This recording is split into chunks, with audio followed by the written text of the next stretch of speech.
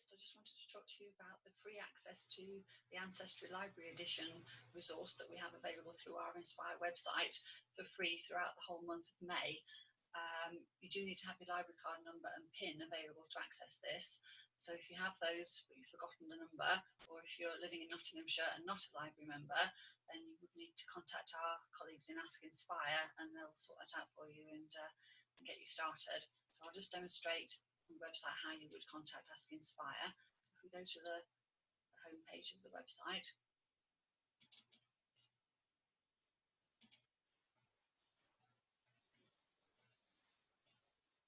you can enter Ask Inspire here into this search box.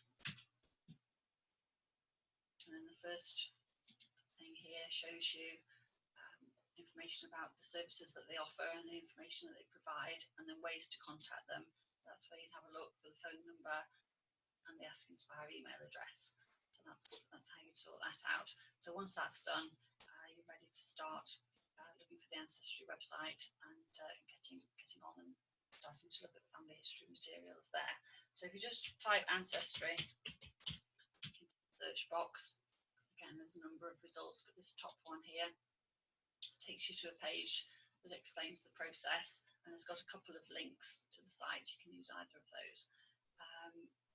So it also has information telling you that this is just a link that's available for temporary use by Inspire library members just during this lockdown period, and currently just until the end of May.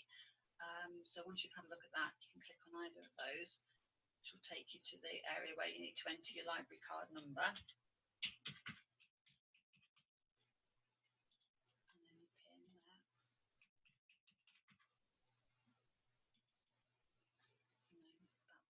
This page here that has the link to Ancestry and another reminder that this is just for temporary use by Inspire library members. So just click on the link there.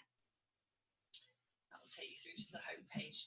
So those of you who are used to using the Ancestry Library Edition in libraries for free, generally when the libraries are open, you'll be all aware of all of this. But for anybody who perhaps hasn't done that before, this is the home page, and the Ancestry Library Edition contains all the same collections of data and information as the site that the access to the site that you would actually pay for if you had a subscription.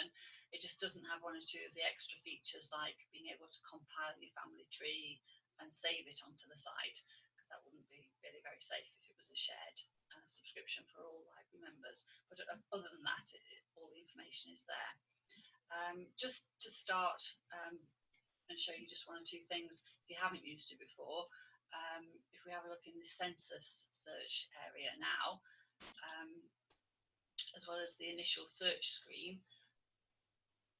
here we'll get a list of all of the different types of data collections that come within the census section.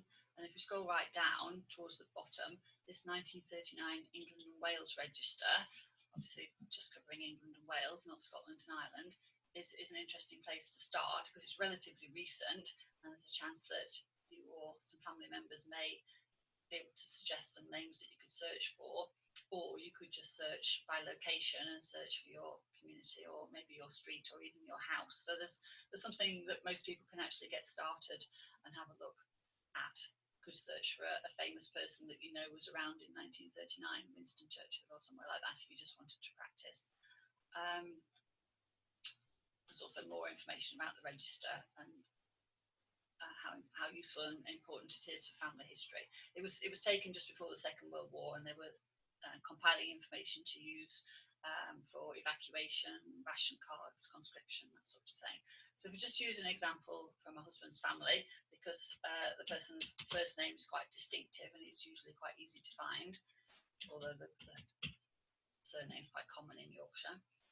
If we just search for him, you could put in additional information of where he was living or when he was born, but it is a distinctive name, so it's fairly easy to find without that.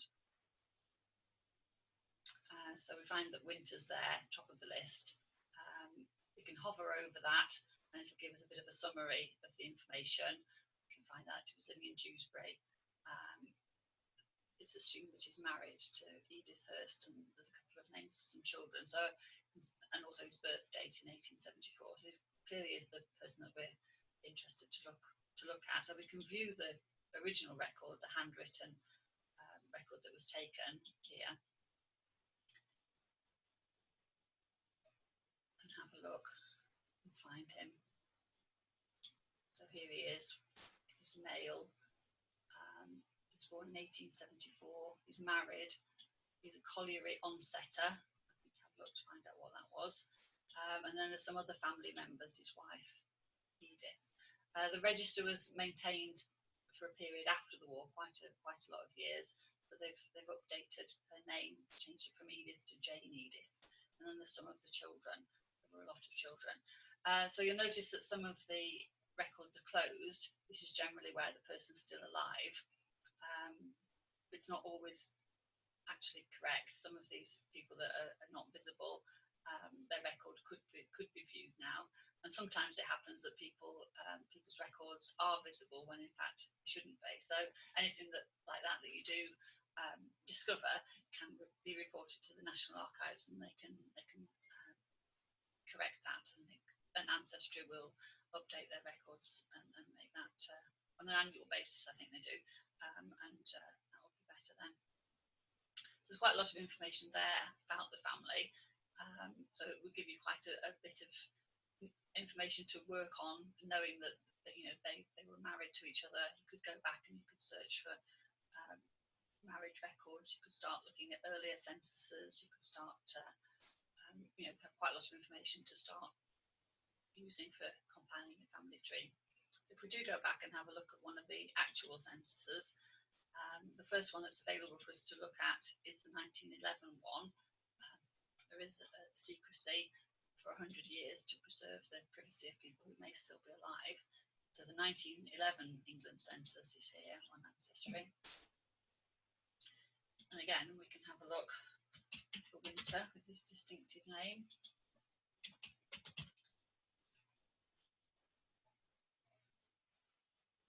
And see him here. View the record. Obviously, this is quite a number of years before 1939, so in quite a different situation. Let's make it a little bit bigger. So the head of the household is David Hurst, who's 60 years old, married. Winter here is the son of the head of the household. He's 36 and single, working as a coal miner. And then the only other person recorded in the household on that census day or night is a grandson called Frank Hepworth, who was 10 and single, presumably at school. So there's not a huge amount of information there about the family, and it's not totally clear how Frank and Winterhurst might actually be related. But there's quite a lot of information about their ages and their employment and where they were living. So it certainly is a good starting point. So hopefully you'll be able to find something related to your own family or something of interest anyway about your area and location. So that's just very basic introduction to the type of things that you might be able to start looking for. Obviously there's much more there on the Ancestry website for you to explore throughout the whole of the month of May from the comfort of your own home without any need to pay. So just like to encourage you to do that and to enjoy seeing what you can find out and sharing it with your family and friends. Thank you very much.